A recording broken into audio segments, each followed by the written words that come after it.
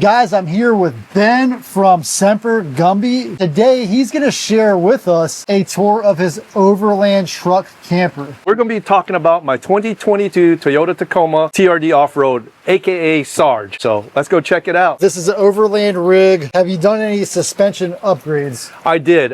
This has a 3.5-inch Icon lift, stage 3. It's got reservoirs in the back. I had it on, I think I put it on like 3 days after I bought the truck. If you look in here right off the bat, that aluminum Molly panel by DirtBox Overland, I have the lead time solar system. So let's talk about this right here. I do have a 30 amp MPPT solar charge controller. I have two 100 watt solar power panels on the top of the rooftop tent. It goes into my 3000 watt pure sine inverter to my lead time slim edition batteries. And these batteries are only 2.3 inches thick. So that's a lot of power that I need, because usually this just powers the lights and the diesel heater. I do bring my Blue Eddy power station as well, but this is what I use mainly while I'm driving. It'll charge on the road, so when I get on to the site, I've got power. There is another platform up here where you can store stuff. It goes all the way in, so I'll take some of these things and store it back up in here. Or if you had a child or small, if they want to take a nap, you can set them up here as well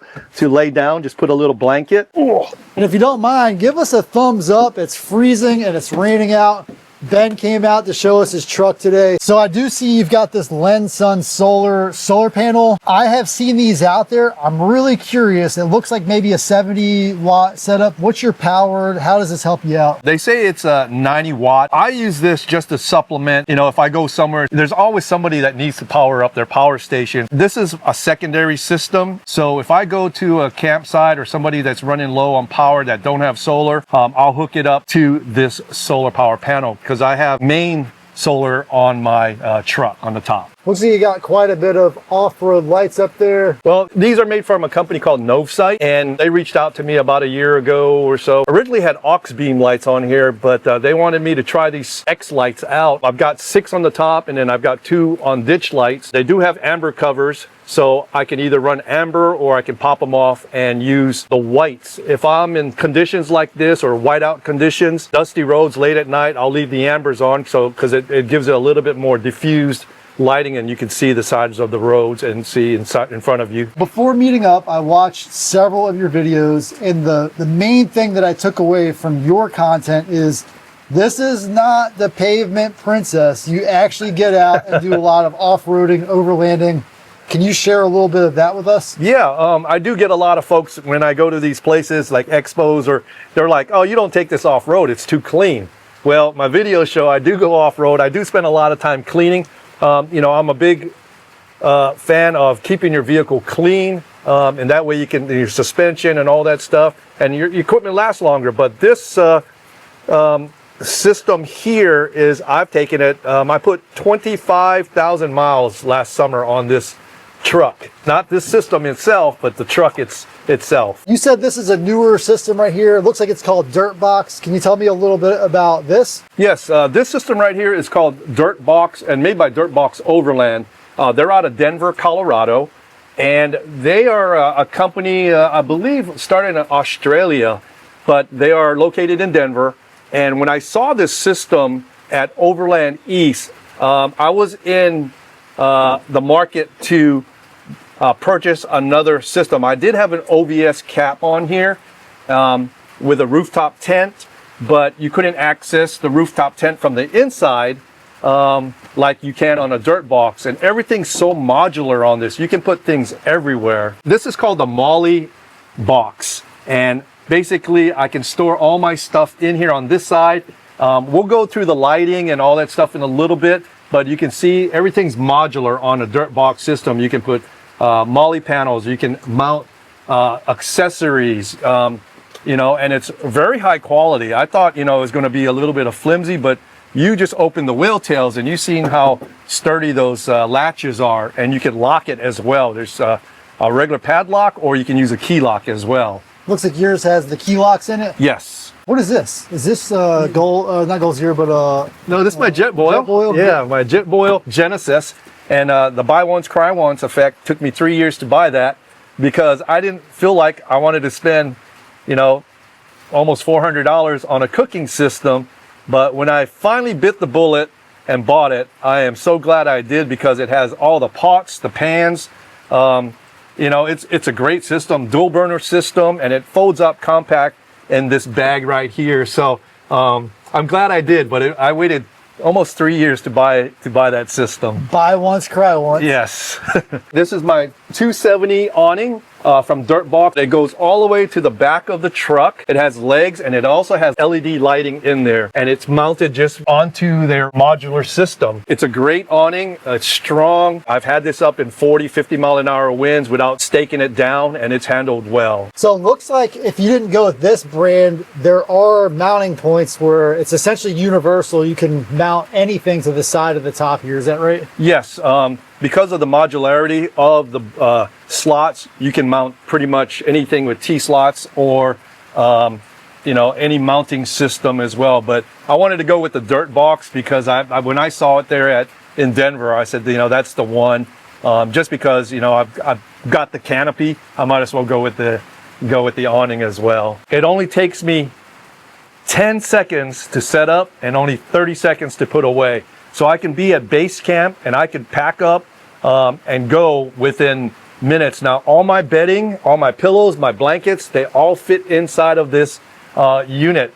And what I really like about it, that it gives me about 9 or 10 feet where I can stand up in the truck and still have enough room without hitting my head and have room for Hoku. Now, I do have some stuff in here right now, so it's a little bit unorganized, but we can show you that as well.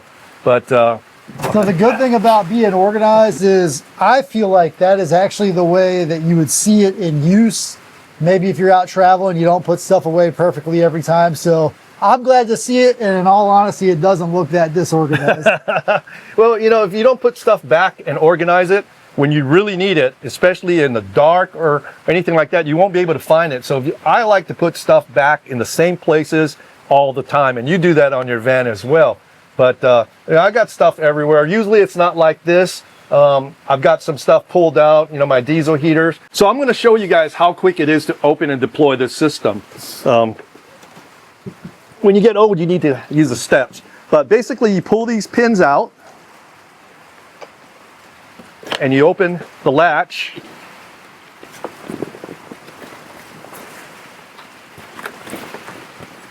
Now I'm set up at camp. Now we'll go on the inside and I'll show you how much room that I can get, and I'll turn on some lights. So with the DirtBox Overland, we do have a system that goes up here. And basically, this is where I sleep. Now let's turn on some lights for y'all. But basically, you can push your bed platform up. And now I have all this room up in here that I can stand up, and Hoku sleeps down here and I sleep on the top. Now if you open the side, Mario, on this side, the latches, it'll give a little bit more light in here. Okay, thank you. What I like about the DirtBox Overland is when you pop up the sleeping platform, you have good 9 feet where you can stand up, change, you know. And I like it because Hoku will sleep down here. She'll have the whole bottom half, and I'll have the whole top half. When I say this thing is modular and has all these accessories, they have so much stuff on here. So basically, this table can fold down, and when you have the sleeping platform down, it gives you additional 1 foot extra. And then if somebody's down here and you want a nice cold drink, you can shout down below, and they can pass it through you to the pass-through. Or you can just use this to set stuff up when you're in here standing up. Days like this, when there's inclement weather, I'm in here, I want to do some work. I do have my little, I can put a stool right here. And what I do is I can bring down this table. Everything's frozen. And then I can put my laptop on here and I could work and do, you know, I can upload videos, download videos, check campsites. And this is integrated into this Molly box that you saw on the opposite side. So I can also cook on here. If the weather's bad, I can make my coffee. And it's still enough room for myself and Hoku in here. But you know, it's just folds up out of the way. Also, if I needed more extension, you can extend this out all the way out to here, so you get additional countertop space.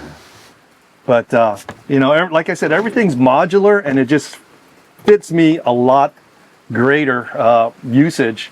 And then I can access everything I need from the outside as well as the inside, you know, if I need to, so I don't have to go outside to grab stuff. To put the bed platform down, you have to push this little lever in, and then you can bring the platform down. Now I'm going to take you up here and show you what it looks like up here. So my head sleeps on that end and my feet's on this end, but I do have all this space up here. I just have my blanket in here. Usually I keep my sleeping bag, and then I've got all USB connections out here, USB-C, 12 volt, USB-A's, and then I've got the storage for my cables. And then this is for the lighting right up there. Gives a nice lighting, and then I can open up all the panels and the sides and get good airflow coming through here. And this opens up as far as a rain fly as well. But a lot of room. You can fit 2 people up in here. And like I said, with the platform down, it gives you a foot of extra space. So I cannot touch end to end on this bed platform. A lot of folks ask me, what's the weight on this camper? And this is actually less stress than me pulling a trailer. The overall weight of this thing is 425 pounds with the rooftop tent. And that's pretty light. I don't sag in the back now. And you know, it's really tough construction. So if you're interested in one of these, you know, you can check out DirtBoxOverland.com. You can design how you want it to be set up on your truck. You can buy the base unit, and then you can do add-ons as you go. But great company, great folks, and you know, let them know Semper Gumby sent you. I do keep bear spray on here. When I was traveling across the U.S., Colorado, Wyoming, you know, there are wild animals out there, and so I kept the bear spray here. So if I had to deploy it from inside and then spray it out the window, I've never used it. And then of course I've got fire extinguishers. I got one on the other side, and then one on this side. The other one's not mounted yet, it's in a bag. But you know, having a fire extinguisher is very important, as well as a first aid kit. But you know, I keep all my recovery gear back here. I've never had to use any recovery gear because I've been in some situations where, you know, you need to assess the situations. If you're by yourself, you're not going to take chances to, if it doesn't feel right, don't do it. Because if you get stuck and there's no trees or anything around or anything to winch to, then you're pretty much, you know, SOL. But I do have a 12,000 pound winch on Sarge. I know it's a little bit overkill, but instead of the 10K, we went with the 12K. And I do have, like I said, recovery straps, recovery gears, as well as air compressors in this thing, the first aid kit, and my diesel heater. Ben, how long have you had the DirtBox for? I've had it for about, I went and got it in October, or actually November, the second week of November. So about 3 months now. I will be showcasing this at the Southeast Adventure Vehicle Expo in Stark, Florida at the end of the month, or the end of February, I should say. But I'm taking this on another trip at the end of the month. I'm going to Texas. I'm going to the Lyndon B. Johnson grasslands and joining some other YouTube channels, and we're going to do some dispersed camping. But yeah, I'm really pleased with this because I no longer am towing a camper behind. At first, I thought the camper was going to be great, but there are some downfalls about towing a camper. One is you have to plan your in and out routes to where you go. So like if you all want to go out and eat, you can't just park it in the parking lot. You got to park it down the road, down the street. If you go on trails, you got to make sure that you have enough width and height. Now that I don't have the camper, I'm glad I went with the DirtBox because this is it suits me and it suits Hoku, and it's a lot of more room than it looks like from the outside. Do you have any feedback? Maybe there's some issues, anything that you don't like about it? So far, I don't have any issues with it. Everything I have on it has been positive. You know, I did pay for this with my own money, so it's not a sponsored piece of gear, but they were really great on the install. The owner, Tao, from DirtBox Overland, I met him at Overland East. He's him and his wife own the company in Denver. They're really helpful. He comes from a background of so he knows, he designed most of the systems on here, so it's really good use and tested. You know, everything I've had has been really positive. I have not found a downfall to this system yet, and I'm not completely done with it. And you know, hopefully in the next 2 months I can add on some stuff on the outside. I'm going to add on a shower awning and also a shower system to this. With something like this, how it has metal mating to tent surfaces, have you had any issues with leakage, anything like that? I have not had any leaks. Because this is integrated, it's sealed. They guarantee that it won't leak. I don't have any leaks coming in from the outsides. Now on a truck bed, you do have some gaps when you close the tailgate. That's not from the camper, but that's from Toyota or any truck, and you can seal that up either with, you know, foam or anything like that. But no leaks so far. It's been absolutely great. I've been, you know, in wet weather, like today is going to be, you know, we got that big storm coming. I might pull it out and maybe I'll camp out there on Saturday night. A lot of traveling, all climates. How do you stay warm, cold in the summer and the winter? To stay warm, especially when you're camping in the winter and, you know, the fall, a diesel heater is the hot ticket.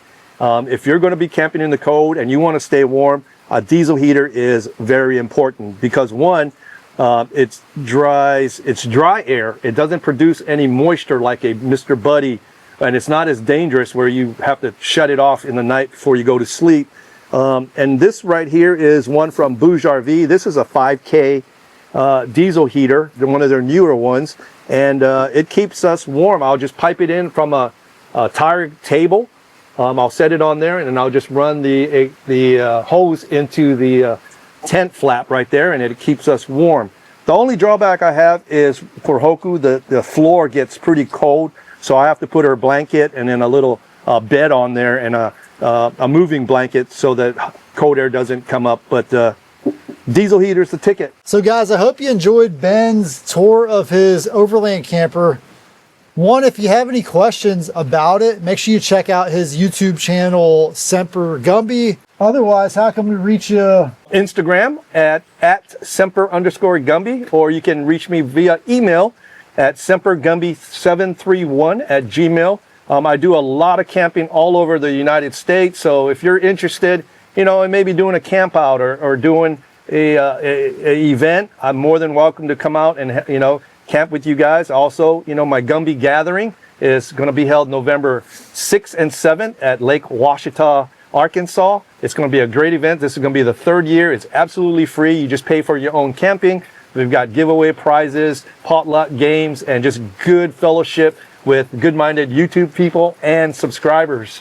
So I'm actually planning to go to the Gumby gathering this year in November. Hopefully everything works out, but I would love to go. I hear it's a really great time, so thank you for putting that out there. Oh, awesome. Whew, it's getting chilly now.